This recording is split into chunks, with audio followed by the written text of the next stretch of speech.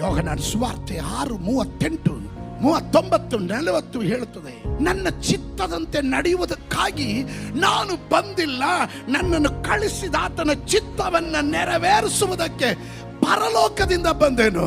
ಅಂದ್ರೆ ಭೂಮಿಯಲ್ಲಿ ಅಭಾವ ಇದ್ದಿದ್ರಿಂದ ಪರಲೋಕದಿಂದ ಸ್ವಂತ ಮಗನೇ ಬರ್ಬೇಕಾಯ್ತು. ದೇವರು ಯಾಕೆ ನನ್ನನ್ನ ನಿನ್ನನ್ನ ಇಲ್ಲಿ ಇಟ್ಟಿರೋದು? ಏನ್ ತಿನ್ಬೇಕು, ಏನ್ ಕುಡಿಬೇಕು, ಎಷ್ಟು ದುಡ್ಡು ಮಾಡಬೇಕು, ಎಷ್ಟು ಆಸ್ತಿ ಮಾಡಬೇಕು, ಎಷ್ಟು ದೊಡ್ಡ ಮನೆ ಕಟ್ಕೊಬೇಕು, ಎಂತ ಕಾರ್ ತಗೊಬೇಕು, ಎಂತ ರೀತಿಯಲ್ಲಿ ಬದುಕಬೇಕು ಅನ್ನೋದಲ್ಲ ನಮ್ಮ ಕರೆಯ ಪ್ರತ್ಯೇಕತೆ. ಯು ಅಂಡ್ ಮೀ, ನೀನು ಮತ್ತು ನಾನು ಸಾಧಾರಣ ವ್ಯಕ್ತಿಗಳಲ್ಲ. ದೇವರ ದೃಷ್ಟಿಯಲ್ಲಿ ಅವನ ಪ್ರತಿನಿಧಿಗಳು.